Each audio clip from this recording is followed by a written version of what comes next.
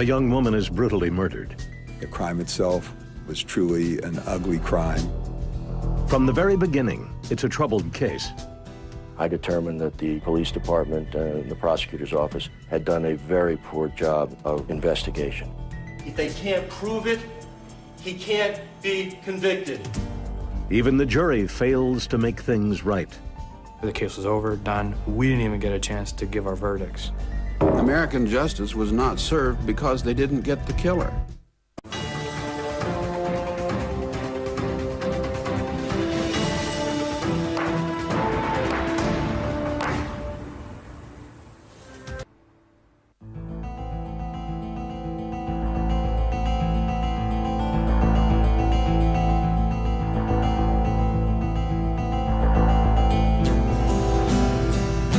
Akron, Ohio.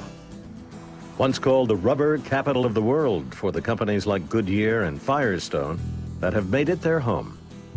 Tough times have scarred the city and hit some parts of town especially hard. In May 1999, 18-year-old Hannah Hill was living with her parents on Akron's depressed southwest side. Jennifer Edwards was her best friend.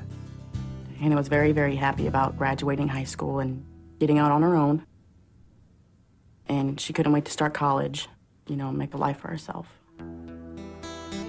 Hannah was the only daughter of a truck driver and a housewife. Once crowned Winter Queen by high school classmates, she was now working as a secretary and had just bought herself a new car. Like any teenager, she spent a lot of time with friends. She would just come over to my house, and we'd sit there and watch movies, play on the computer, talk. But on the weekends, we went out a lot. Hill also had a boyfriend, 19-year-old Brad Oborn, with whom she had lived briefly before moving back in with her parents. Friends said they had a troubled relationship and that Oborn was at times physically abusive. Early in the evening of Wednesday, May 19th, Hill came home from work and changed into her pajamas. She planned to stay in for the night. Hannah called me about 9 o'clock. I said, well, what are you going to do tonight? And she said, well, I'm just going to stay home and go to sleep. But Hannah did not stay in. Instead, she made a few phone calls and got dressed again. She told her mother, Kimberly, that she was going out. It was about 10:30 p.m. Veteran reporter Keith McKnight covered the Hill story for the Akron Beacon Journal and co-authored an 8-part series on the case. Her mother said that Hannah appeared to be disturbed. She appeared to be bothered. And she left the house and said she would see her later. When Hannah didn't come home the following morning, her parents thought she might have spent the night with a friend. But then they found out she hadn't shown up for work. I knew something was wrong then. When nobody heard from her, Hannah just wasn't the type of person to ditch a job. That evening, May 20th, Kimberly Hill filed a missing persons report with the Akron Police Department. The report included a description of Hannah's car, a 1996 Geo Prism. The police took no immediate action on the Hill report for reasons that remain unclear. The department declined to comment on the case for American justice. Police would later point out that people Hannah's age often left home for a few days, so they had no reason to suspect foul play. Jennifer Edwards, however, did not believe her friend would run away without telling anyone. I probably had to page her like 20 times within the 2 days, you know, leaving voicemails saying, if something's wrong, if something happened, you know, and you need help, come home and we'll help you. Concerned, Edwards spoke with several people to find out if they had seen Hill, including Hill's boyfriend, Brad Oborn. He's like, Bert, can she be, do you know anything? Did she say anything to you? Said no. Edwards also called a mutual friend, 20-year-old Denny Ross. I said, Denny, Hannah's missing. Nobody can find her. Nobody knows where she is. Have you seen her? He said, no, I haven't seen her.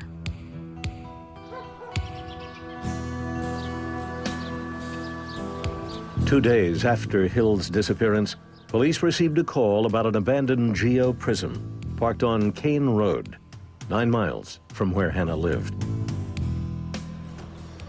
An Akron police officer was dispatched and gave the car a parking ticket.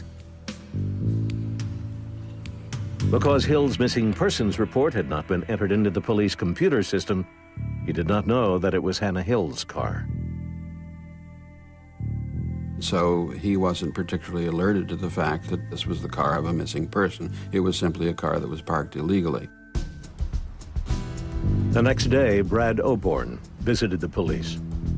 Apparently, Brad went to the police department trying to get them to find his missing girlfriend. And they saw at that point that he had scratch marks on him. Oborn said that Hannah had scratched him during an argument they had shortly before she disappeared. Police were suspicious, but without any evidence, they weren't able to detain him. Soon after, they released information on the case to local media, seeking leads. Responding to the news coverage, a number of people called the police to report that Hannah Hill's car was parked on Kane Road. At least 2 were told to call back the next day, even though they told police they were certain it was the missing girl's car. Officers were finally dispatched the following morning, May 26th, a full week after Hannah's disappearance. At about 7:30 a.m., the officers arrived at Kane Road. When they were finally able to get the car's trunk open, they made a gruesome discovery: the body of Hannah Hill. Hannah Hill was naked from the waist down, with her sweater and her bra pulled up over her breasts. She had bruises on her back, bruises on her face, abrasions and contusions all about her nose, and it looks like she really got beat up pretty good. Jennifer Edwards found out what happened to her friend a few hours later. On the news, it said it might possibly be her body. But when they said that, I knew. Who else's body is going to be in the trunk of Hannah's car? I just broke down. I was hysterical. I didn't believe it. I didn't believe it whatsoever. Akron residents were shocked that police had allowed Hill's body to go undiscovered for so long. Somebody was dragging their feet. And days later, they come out here and finally check it out and find her in the trunk. Somebody could have been here last week and had this taken care of, and maybe she wasn't dead. I don't know. That's what's so sad. Anxious to see this case closed, the Akron police assigned all available officers to the investigation.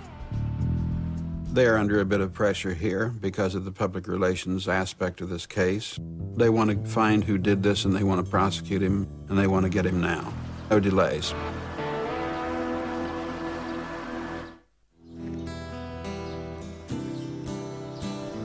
On May 26, 1999, 1 week after she disappeared, 18-year-old Hannah Hill was found dead in the trunk of her car in Akron, Ohio. The case had become an embarrassment for Akron police, who had ignored repeated calls to check on the vehicle. When they found the body, of course, there was a great controversy because she had been there on the street for about a week. An autopsy conducted hours after Hill's body was discovered revealed that she had been strangled. A white residue was found on her lip, and what appeared to be a bite mark found on her arm. According to the coroner's report, she had had sex shortly before her death.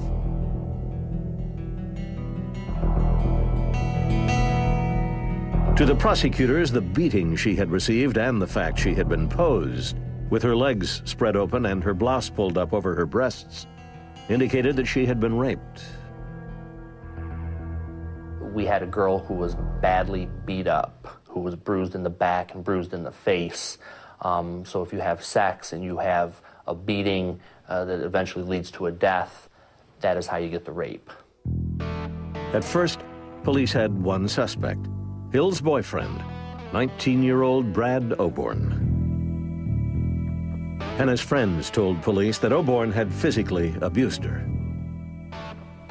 You know, early on, if there's ever a case where a female is killed, the first suspect is always the husband, the boyfriend, the fiance, whoever. Though police have never made public the details of the interviews they reportedly conducted with Brad Oborn the day Hill's body was found, one thing is certain. He quickly ceased to be their prime suspect. Instead, for reasons that still remain unclear, police turned their attention elsewhere. By that evening, detectives had another suspect, a young man Hill had called the night she disappeared, 20-year-old Denny Ross. Hannah Hill wasn't a close friend of Ross's, but she had frequently been to parties at his apartment. Denny's house was the party house because there was no adults. He had his own place, and you could do anything you wanted. Seriously, you could do anything. It didn't matter. And Denny didn't care. Alan Ross, Denny's father, says his son was just like a lot of 20-year-olds. He was young, immature, having fun, and hadn't settled down yet. And not thinking about the future, just thinking about the present. Ross was known for his sense of humor and for being a ladies' man. Hannah Hill told Jennifer Edwards that she didn't entirely trust him. She told me that Denny was a real nice guy, but she told me to watch out for him, too. She said he's aggressive. Like, if he wants something, he'll try and go after it until he gets it. Ross was no stranger to the Akron Police Department. In February, he had sold $525 worth of cocaine to police informants. Just 2 days prior to Hill's disappearance, he pled guilty to cocaine trafficking and received 2 years probation.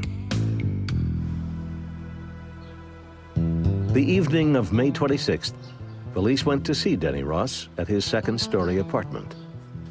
They simply went out there because they knew that they had talked on the night that she disappeared, and they were hoping he could, help them out a little bit, provide them with some kind of answers or any kind of information. The officers noted that Ross's arm was in a cast. He said it had been broken in a fight. Contrary to what he had told friends during the week Hannah was missing, Ross informed investigators that Hill had come to his apartment at about 11 p.m. the night she disappeared. In this audio-taped interview, Ross told police that Hannah was upset about her relationship with her boyfriend, Brad Oborn. Constantly trying to control her.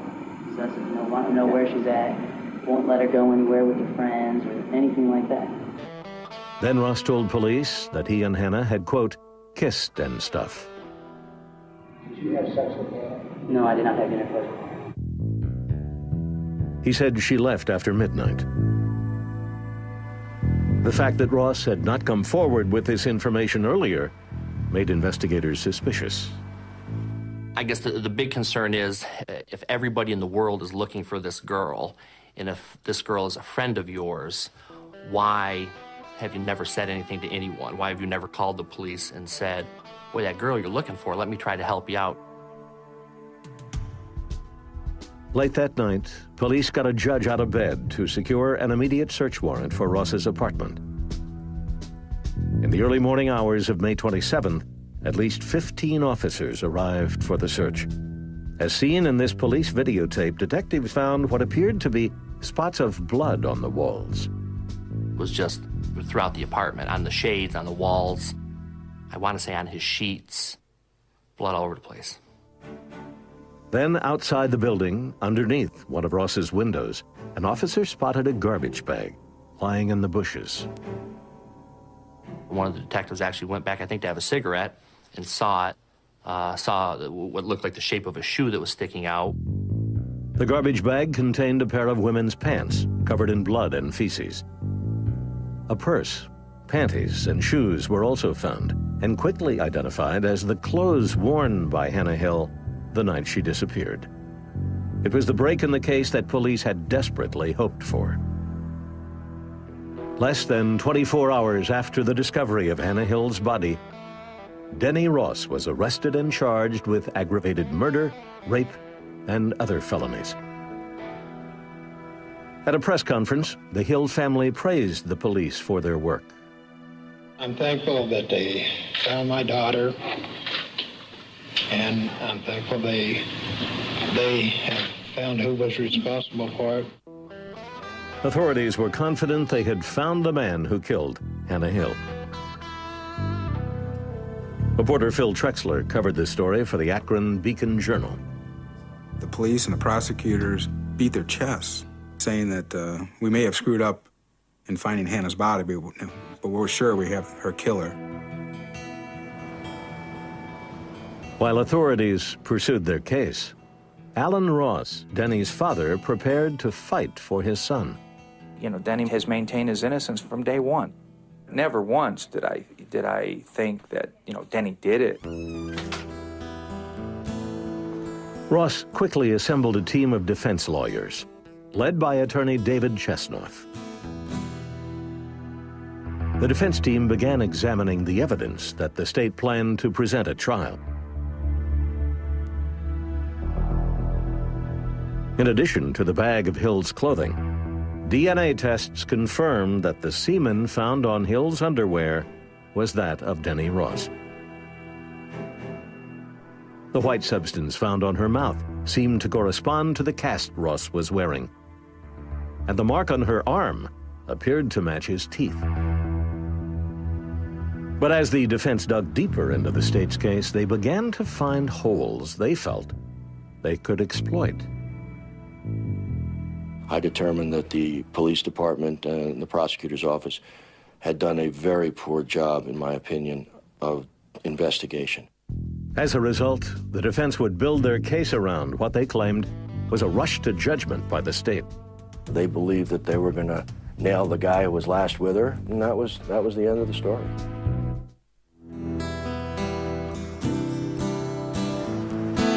In May 1999, in Akron, Ohio, 20-year-old Denny Ross was charged with the murder of Hannah Hill. Because prosecutors believed Ross had also raped Hill, they charged him with aggravated murder, a capital crime. Hill's best friend, Jennifer Edwards, was convinced of Ross's guilt. I believe that Denny Ross is responsible for Hannah's death. I don't know if he did it alone or he had help, but I believe Denny did kill Hannah. Ross's arrest had come just 24 hours after the discovery of Hannah Hill's body. The defense planned to argue that in their haste to arrest someone for Hill's murder, police and prosecutors failed to thoroughly investigate other suspects or consider alternate scenarios.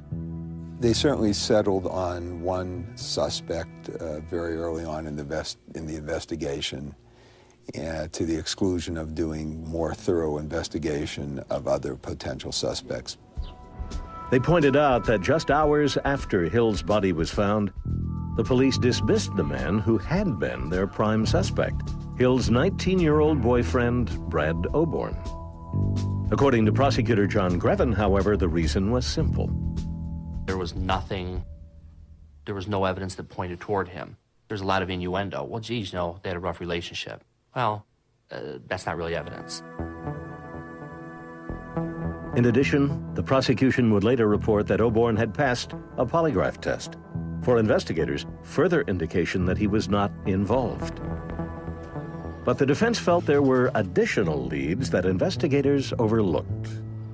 Denny Ross's apartment was adjacent to an adult bookstore, and presumably there could have been some mischief there as well. Also, fast food wrappers were found in Hill's car, but police never checked out local restaurants for leads. Even the evidence the state did have was proving to be flawed. Despite the large number of bloodstains found in Ross's apartment, none of them could be traced back to Hannah Hill. Some of it was Denny Ross's, it was unknown. It's unclear as to why there was so much blood in that apartment, but none of it was Hannah's. Without blood evidence placing Hill in Ross's apartment, the state had no way to prove she had been killed there. They also had no physical evidence placing Denny Ross in the car where Hill's body had been found, and no hair or fiber evidence from Ross on Hill's corpse. To some observers, the state's case didn't seem logical. Now you have a man with a broken left hand living in a second-floor apartment, who takes the corpse, drags it down the stairs, deposits it in this vehicle of hers, drove it 1.5 miles away, and then, for God knows what reason, removed her brown corduroy pants and her panties with feces on them, puts it in a bag, and takes it home with him, where he stores it for 8 days. I have never heard a reasonable explanation of this. I think everybody involved knew that this was a tough one because we really didn't have any direct evidence.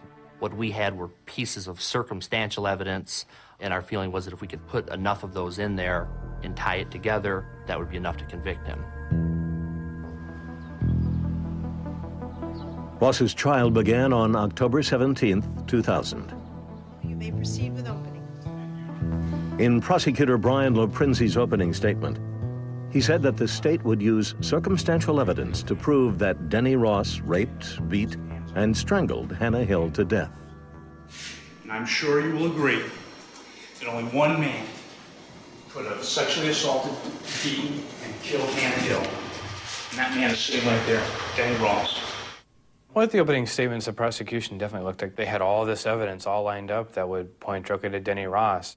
They did not have, they said, the smoking gun, but they did have circumstantial evidence, and it was going to be proved beyond a reasonable doubt that he was guilty of those crimes. In his opening statements, defense attorney David Chesnoff claimed that investigators had ignored other suspects in their haste to make an arrest. He argued that the state simply would not be able to prove its case. The evidence can show that Denny Ross did not commit a rape, and if there's no rape, there's no motive, and if there's no motive, there's no murder. As one of their first witnesses, the state called Hannah Hill's best friend, Jennifer Edwards. He sat there and looked me straight in my eyes. I did not see any remorse, any sorry, anything in that boy's eyes at all. And during those times... Edwards testified that Ross had lied to her repeatedly during the week Hill was missing, denying that Hannah had been in his apartment the night she disappeared. It laid the groundwork, I think, for a good prosecution case. That here we know Hannah Hill had gone to his house because he later admitted it.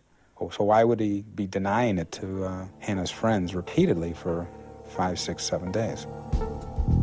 Prosecutors then called several Akron police officers to testify about a key piece of evidence, the bag of Hill's clothes found outside Ross's apartment. The officers said they had heard a noise outside the building as they climbed the stairs to his second-story apartment, and concluded that the noise must have been Ross throwing the bag out the window. There was testimony at the trial from one of the officers that he heard a thud behind the building. No one was in a position at the time to see the bag come down. It would have been great if they did, but we just didn't have that. On cross-examination, the defense emphasized how illogical it would have been for Ross to keep Hill's clothing 8 days after her murder, when he knew he was under police scrutiny. They presented their own theory of how the bag had gotten there. The defense argument was they planted it. And where they found it, I don't know. Or who, it may not have been the police. It may have been the actual person who committed the murder that put it there, knowing that she had left there. The state then turned to the most difficult part of their case, proving that Denny Ross had raped Hannah Hill. The county coroner testified to circumstantial evidence that supported the charge of rape. Hill had had sexual intercourse shortly before her death. She had been beaten severely, and her body had been left in a sexually suggestive position in the car. Though there was no semen found inside her body, Denny Ross's semen was found on her underwear. What we had is we had some physical evidence to piece together all the different pieces of the circumstantial evidence, that could lead to that conclusion. On cross-examination, the defense questioned whether Hannah Hill had even been raped, given that the autopsy report indicated there were no signs of vaginal tearing or other injury. The coroner could not offer a definitive medical opinion one way or the other. Well, a medical examiner never can. Rape is a legal term, not a medical term. You could have really a clear rape without any physical damage whatsoever. In a further effort to tie Ross to the murder, the state called a chemist from Goodyear, who testified that a white residue found on Hannah Hill's lip could have come from the cast on Ross's arm. Some of the fibers that were found on Hannah's face were identical to the types of fibers that that particular hospital used to make casts. That is the kind of thing that Denny would have been wearing. But on cross-examination, the defense got the chemist to admit that the residue could have come from other sources. That material is also found, for example, in the materials that they make the liners for car trunks. It's just a very, very common element that you find in many things. On October 25th, 2000, after 8 days of testimony, the prosecution rested its case. Jurors were prepared for the trial to continue. We went in there, we're ready, we're gonna hear the defense's side. But then came a move that surprised everyone in the courtroom. The defense said it would not be calling any witnesses. Dave Chesnoff stood up and told the jury, based on the evidence, Denny Ross would rest. And I wrote that there was a gasp in the courtroom, and that was not an exaggeration. The defense was confident that their cross-examination of the state's witnesses had clearly established reasonable doubt, and that prosecutors had failed to prove their scenario of how the crime occurred. It was the right choice. It was absolutely the right choice. I had felt very, very, very good about the examinations of all their witnesses, and I wanted to leave it on that note. On October 26, 2000, after more than a week of testimony, an Akron, Ohio jury heard closing arguments in the capital murder trial of Denny Ross. Ross was accused of the rape and murder of 18-year-old Hannah Hill. I was going to remind you of the one person who meets all the criteria of the person who must have murdered Hannah Hill, and that's Denny Ross. Denny Ross had no responsibility to put on a single piece of evidence because they didn't prove their case beyond a reasonable doubt. The case went to the jury of 5 men and 7 women. In her instructions to the jury, Judge Jane Bond explained that they would have to find Ross guilty of raping Hannah Hill in order to convict him of either aggravated murder or the lesser charge of murder. If they did not believe he raped Hill, she told them, they did have the option of finding Ross guilty of manslaughter. The jury began their deliberations at 9 a.m. At first, they were divided. Going into deliberations, I felt that the prosecution had not proven their case and that there was reasonable doubt. I was pretty confident that they had enough evidence to prove that he was guilty of the murder. After an initial poll, the jury began to examine the evidence, starting with the garbage bag of Hill's clothes found under Ross's window. Some of the jurors felt very strongly that if those clothes were there, he was guilty.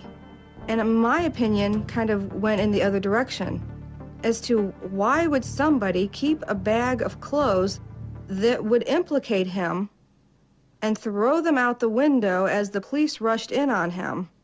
The bag wasn't tied in any way. It was just crinkled at the top and dropped. Supposedly dropped. If this was dropped from a second-story window and it wasn't tied, how could it stay closed? The jury also discussed the evidence presented by the state concerning the rape charge. They felt that although Ross's semen was found on Hill's underwear, the state had not proven rape. When the doctor first gave his testimony, he was saying that there was no evidence of rape at the time. They couldn't prove his sperm was inside her, that kind of thing. I just didn't feel there was enough evidence to prove that he actually raped her. After spending 3 hours going over their initial questions, the jury took their first break at around noon. During that break, juror Alicia Bittner was approached by one of the male jurors with a comment she found troubling. He came up to me and said, I don't know what all the fuss is about, because Denny's guilty because the boyfriend passed a polygraph test. The test the juror was referring to was the lie detector test that Hannah Hill's boyfriend, Brad Oborn, an early suspect, had taken and reportedly passed. This information had been printed in the Akron Beacon Journal during the trial. Bittner knew that the juror had violated the judge's order to ignore all news coverage of the trial. She approached the foreman after the break. I did bring it to the foreman's attention that he had told me that, and I didn't know at that point in time what the foreman was going to do with that information. The next morning, Saturday, October 28th, the jury began voting on the charges.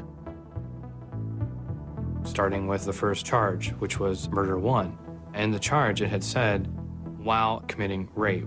And we had all agreed that there was no rape. They filled out the official verdict forms acquitting Ross of the murder and rape charges. The not guilty votes were difficult for some jurors. Several felt that even though the state had not proven he raped Hannah Hill, Ross might still have had something to do with her death. A lot of people had a really hard time making that decision to say not guilty, but because of the way the charges were linked, that there was just no way that they were going to prove the rape. There was one option that remained open to the jurors. They could convict Ross of involuntary manslaughter. With emotions running high, the jury decided to break for lunch before deliberating the manslaughter charge. There was quite a few people that thought he had done it. So there was going to be a lot of deliberation, a lot of going over evidence when we came back. The jury returned from lunch at around 2 p.m., ready to begin considering the manslaughter charge. But before they could start, Judge Jane Bond ordered the jury to stop their deliberations. This was in response to a note the foreman had sent to the judge sometime during lunch. The bailiff came back in and said, don't talk about the case, just drop it, talk amongst yourselves, play cards, do whatever you have to do, just don't talk about the case anymore. Fine. While the jury sat wondering what was happening, Judge Bond was meeting with lawyers from the defense and prosecution. Bond told the attorneys about the note from the foreman. It said that a juror had information about a polygraph test that was not presented at trial. The foreman wanted to know if the juror could be released so that they could have, quote, an impartial and fair jury. Prosecutors believe that if the jury was in fact tainted, the judge should declare a mistrial. My feeling on this case is once that determination is made that the jury couldn't be fair and impartial or was tainted in any way, any decision that they rendered should be out. The defense, however, was confident that this jury would vote in Ross's favor and did not want him to face another trial. We felt there was one juror that was prejudiced. Well, that was just one juror, and we felt the jury would still reach the right decision. After meeting with the lawyers in private, Judge Bond called Denny Ross into open court and questioned him as to whether he wanted a mistrial. Well, he said no. The judge told him, you understand this note indicates that one juror very likely thinks you're guilty based on evidence that didn't come out during the course of the trial. He said, I understand. Then, about 10 minutes later, with the jury still waiting in the deliberation room, Judge Bond announced her decision. Court finds that this jury cannot render a fair and impartial verdict in accordance with the law. Court therefore discharges the jury without prejudice to the prosecution. A mistrial is declared. Courtroom observers were stunned at how quickly the judge had reached her decision. I mean, it was a matter of 5-10 minutes. That, it was not long. I mean, she didn't go in and deliberate or anything. Judge Bond then went into the deliberation room to speak with the jurors themselves. She walked in the room and in her robe and everything and said that there was a question that was raised and that she had ruled the case as a mistrial. I was totally stunned. I had no clue. Why? In fact, before I could say it, someone said, can we ask why? She said evidence had been brought in from the outside and it could sway people's decisions. And she felt it was in the best interest to declare a mistrial. I think there were actually a couple people that actually cried. I mean, they've gone through this tribulation for 2 weeks and then all of a sudden just gone.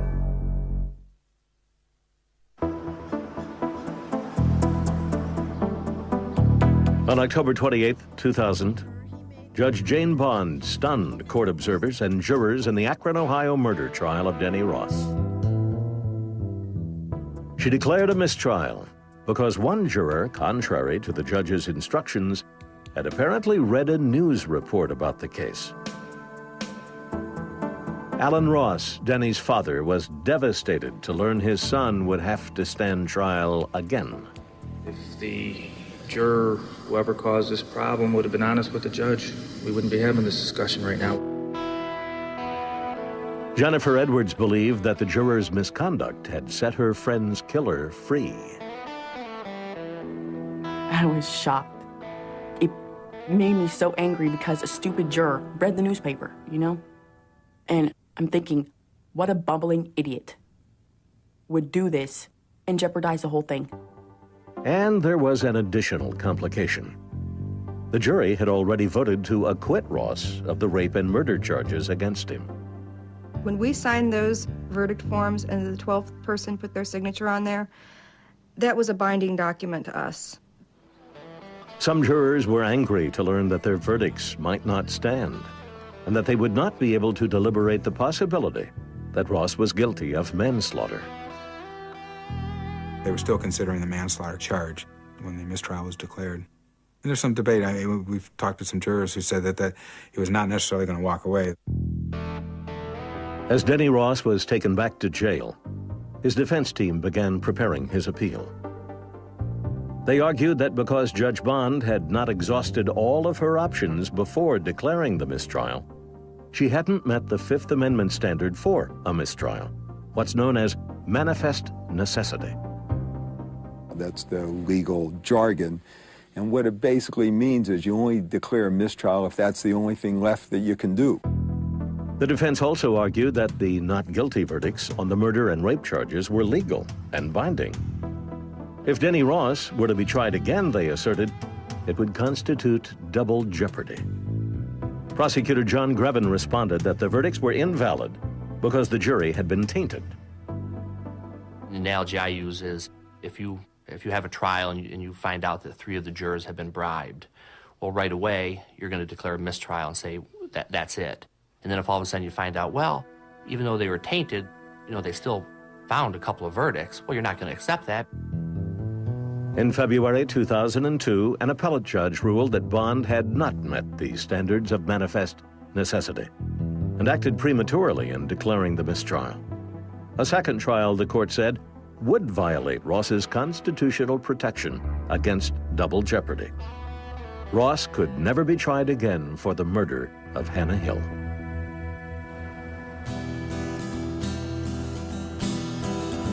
In the aftermath of Denny Ross's trial, critics of the case have been legion. Each step of the process, from the botched search for Hill to the juror misconduct that led to the mistrial, has come in for harsh scrutiny. If I were the prosecutor's office, I wouldn't be terribly impressed with the evidence the police gave me.